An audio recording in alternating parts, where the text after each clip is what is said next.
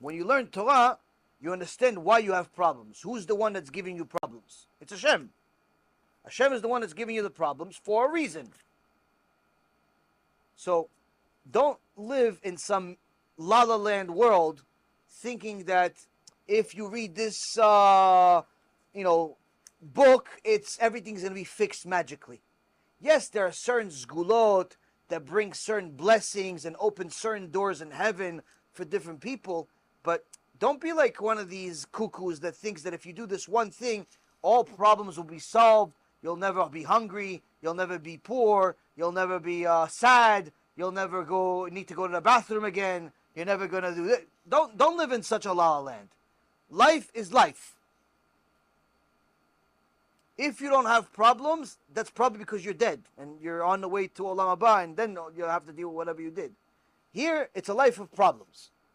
The Torah is an instruction manual of how to deal with them without losing your mind. Without the Torah, you're simply going to lose your mind and live a very depressing, miserable, purposeless life. That's what the life is without Torah. What's the point of you being alive? Give me one good reason to be alive without Torah. No, everyone could volunteer, even if you're religious. Give me one good reason to be alive without Torah. One good reason, not five. I'm not going to make it difficult for you guys. Give me one good reason of why it's a point, bichlal, to be alive without living for Torah. Give me a reason. No. Pleasure. Pleasure for what? The pleasure that people have, physical pleasure, it ends very quickly. And the more pleasure you have, the more numb you become to pleasure, which means that even the amount of pleasure you can get ends. So let's say you got all the pleasure you possibly can in whatever, sexually, or food, or money, whatever it is. Eventually you become numb to it, and after that, you cannot pleasure. You eat too much, you get diabetes. You can't eat anymore. You're too promiscuous, you get diseases, you die. Money, too much money, you're numb to money, you pretty much care less about money. All of the pleasures of the world, you can't have too much of them. And if you do, you start vomiting. Dvash matzata echol dayeka. Pentis be'ena ve'ekiato. Shlomo HaMelech says, you found honey, eat a little bit. Why? You eat too much, you're going to vomit. Even honey, as sweet, as delicious as it is, you eat too much, you're going to hate it. Yes? To be happy.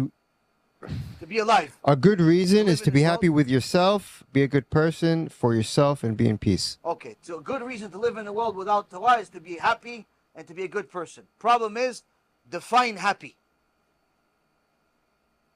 What's happy?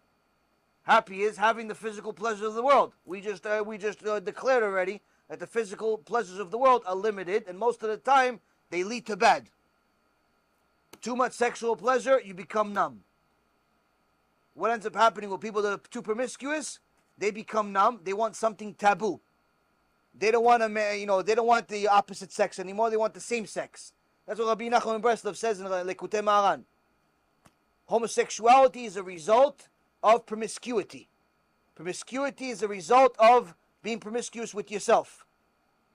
Now, after a person becomes homosexual, if that's not enough, he becomes one of these disgusting people that go into marches and things like that. Eventually, that's not enough. So what happens? He starts doing it with animals.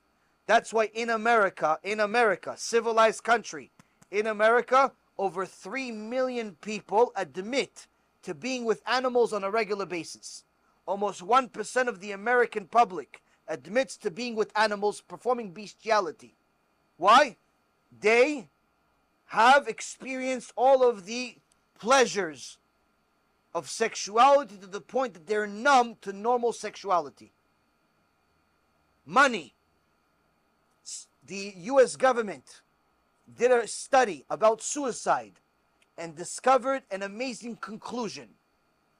Suicide is a rich person's problem. Over 71% of suicides happen to rich people. Poor people do not commit suicide anywhere near as much as rich people. You would think the opposite. You would think the guy has nothing to live for. He has no money. He's homeless. He kills himself. No, he's going to live till 90. The rich guy that has $150 million in a bank, he's going to kill himself. Why? He didn't get the part in the movie. Someone wrote an article about him, insulting him in the Wall Street Journal. He lost a little bit of money in the market. Rich, a guy worth $9 billion, German guy, was on Forbes 500, worth $9 billion. 2008 market crashed. He lost $8 billion. Meaning, he wasn't poor. He still had $1 billion left. Guess what? He ran in front of a train, killed himself. Why? He couldn't live with himself. Can't take it. I only have $1 billion. Shem yirachem aleinu. What stupid people do. Why? Because of money, you become numb. Food, you eat too much, you become sick. Meaning all of the physical pleasures of the world is how we define happiness. But it's wrong. Why? Because if you have too much of it, it's not good for you. Which means happiness is not something you could attain physically. Happiness is a spiritual feeling. Happiness is attaining something spiritual. The problem is you cannot attain the ultimate spirituality and be living a lie at the same time. The ultimate source of goodness, of spirituality, comes from the Torah. Meaning you cannot attain happiness without the Torah. Because that's the ultimate spirituality. You're going to try to attain happiness through money? People are committing suicide. Food? People are dying. Sex? People are becoming crazy in the streets. Somebody called me today. Somebody called me today. Religious family. Said we went to the best schools, best yeshiva, best Bet Yaakov, best everything. We don't know what happened. Our 30-year-old kid wants to be, he's a guy, wants to be a girl. What? What do you mean he wants to be a girl? He's a guy. Yeah, but he wants to be a girl now. Why he wants to be a girl? He doesn't want to be, he can't live with himself. Did he get raped? Did he get molested? No, nothing. Something must have happened. We don't know. Why? Because people are connecting happiness to physicality. We don't even know what happiness is. So to be happy cannot be attained physically. It's only spiritually. And the ultimate source of spirituality is the Torah. Now what about good? He said to be good too. Be good. Define good. What's good? Good is to do good. How can you be good if you're ungrateful to the Creator that gave you good? To be a good person for yourself. Be a good person for yourself, that means you're selfish. Right. To be a good person for yourself, that means you're selfish. By definition, selfish is the opposite of good. Being good means you're creating good. Create good means that, number one, you're creating gratitude. You're grateful to anyone that does good for you. Somebody opens the door for you. What do you say? Thank you. So if you say, why'd you open the door? Hey, that makes you not a good person. Why? Because you're supposed to say thank you instead. Somebody gives you a meal. You throw the meal in their face. What do you cook this? What am I, a monkey? Cook a nice meal. What, does that make you a good husband? No, it makes you rotten potatoes. You're not a good person. Good creates good. Good creates good. How can you be good if all the good that Hashem gives you, you're not even saying thank you by following His Torah? He gave you the breath in your lungs. You're not even saying thank you. He gave you the money. You're using it to go buy pornography. You're using it to go gamble. You're using it to go buy things that are against Hashem. How could that be gratitude? How can you be good without being good to the one that's providing you good? Meaning, without following Torah, you cannot be good. Hitler, Imach Shimo v'zichro, was absolutely certain, and he wrote it in his Mein Kampf, that he's not only good, he's the ultimate good, by solving the Jewish problem, because he felt that the existence of Jews is a problem for all of mankind. Therefore, he would solve it by taking life away from them. Now, he woke up every day, just like you and me, certain he's good. Is he good or no? He's not good. Why? He's a mass murderer, which means you cannot define good because you're not the one that determines what good is. The only one that could determine what good is the one that created good. The one that created good is Hashem. And He told you exactly who is good? Someone that keeps my Torah. Because if you keep my Torah, naturally, you're going to be obligated to be generous. If you're cheap, you're violating my Torah. If you're good, if you're following my Torah, naturally you're going to be grateful. If you're not grateful, you're kfui tova, Hashem hates you. The certain people that Hashem hates, one of the people that Hashem hates is ungrateful people. Somebody that does good to you and you return bad, Hashem hates you. And Shlomo HaMelech says, there's no way that that person will survive a life without being cursed by Hashem. Because he returned bad for good. Somebody did you a favor. You returned them bad, Hashem has to punish you for it in this world. Why? It's a violation. It's the opposite of Hashem. So, the key is to understand that good is defined by Hashem, and you cannot violate the creator of good and his rules and still be deemed good. And that's why to be at peace with yourself is impossible without your neshama being connected to the source. You see sometimes people, pretend like they're happy. They'll meditate in the middle of the street. They'll do all types of weird things. But if you follow those people closely, you see that they're very bad people. There's one famous story. A woman went to a seminar by Arachim. There's a famous kiruv organization for the last 30, 40 years named Arachim. And her parents invited her to come to this seminar because she was completely a heretic. And she said, come to the seminar. So I'm not coming to the seminar. A bunch of rabbis are going to tell me about their God. I don't want to hear about it. I'm going to India. I'm going to become a, what is it called? A guru. I'm going to become a guru. She goes, okay, listen. Come to the seminar and at least listen. If you come, we'll pay for your ticket to go to become a guru. $1,500. Okay, fine, I'll come to your seminar. How long is the seminar? It's a few hours. Okay. She goes to the seminar. As you would have it, the speaker for that seminar wasn't able to make it. Last minute, something happened. The car broke down. He couldn't make it to the seminar. So the crowd is sitting there. And they're getting bored. There's now nobody speaking. So they're starting to get up. They're like, oh, no, hold on a second, Rabotai. Wait 1 second. Somebody replacing him is coming soon. But they didn't have anybody. But the guy running it saw there's a few religious guys in the front. He says, okay, you, let's go. No, come on, give a shiur. Little Avrech, 20 years old, says, what shiur? I don't know anything. What are you talking about shiur? He goes, what am I going to teach him? I don't have a shiur. I'm not a speaker. I came here to hear. He goes, no, you learn yeshiva? He goes, yeah. No, yalla. Teach them whatever you're learning. He's one like, I don't know how to speak. Speak. 500 people. You're going to lose 500 people. It's a sin. Okay, fine. The kid, miskin, 20 years old, doesn't know what just hit him. He goes on stage, doesn't know how to speak to people. Okay, so in the Gemara, Masechet Bava Metzia, he starts talking.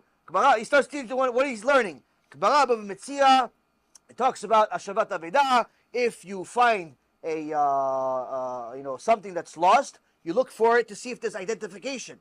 You find a wallet.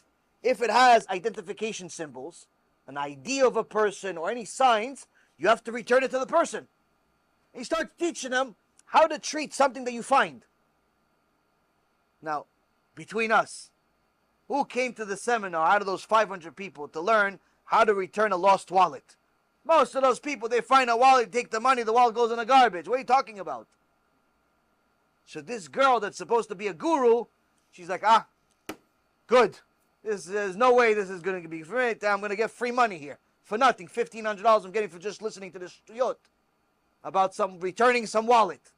She sits there for an hour, listens. After a little while, says, okay, I'm finished. I promised you I would come. I came. Give me the money for the ticket to India. She goes to India, miskina. True story. She goes to India. And she finds the guru over there, and she becomes one of the guru's talmidim, follows him everywhere he goes. He wakes up, they're next to him. He eats, they're next to him. He's this, they follow him in the street. Wherever he goes, he has an entourage that follow him. And she is on her way to become guru. She's a cereal box, this thing, following this guy. She thinks she's happy. She has a weird little hairdo. She doesn't wash her hair. All types of dots and paints on her body. Shtuyot, garbage. But she thinks this is spirituality. This is good. This guru is so special. This guru is such a unique person. They must turn these people into avodah zarah, these gurus. I know one guy gave all of his money to the guru to the point he became almost homeless. Gave his whole family's money, his business, his everything to this guru. Almost mamash became homeless because of the stupidity. Thinking that if he gives, he's going to return. He doesn't realize he's giving to avodah zarah, gets punished instead. So anyway, this poor Israeli girl is following this goy that's idol and an idol worshiper because she thinks it's good and she gives him all of our money and everything. But one day, she's walking behind as part of the entourage with the guru, and she sees that the guru bends down and picks up a wallet that he found on the ground. He opens the wallet, takes a bunch of money that's in it, all the money that's in it, and chucks the wallet. Throws it over his shoulder. Hey, hold on a second.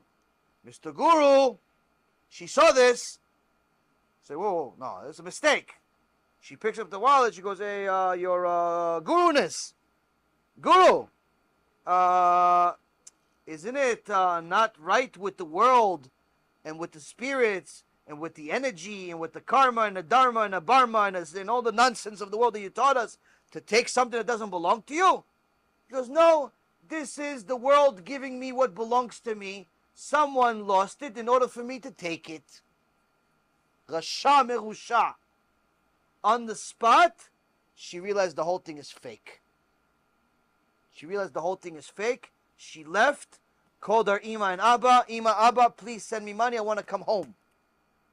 Ima and Abba, I haven't heard from her in months, maybe even a few years. Come home. Well, she comes home. Ima, Abba, I want to go to a seminary. I want to go learn Torah. What? What happened to you? They taught you Torah in India? He goes, no, I want to learn Torah. Okay, they call the rabbi. Rabbi, please arrange something, seminary, something. Get this girl before she changes her mind, goes back to being a guru. After things calm down, they ask her, what happened? She says, tells him what happened with the guru.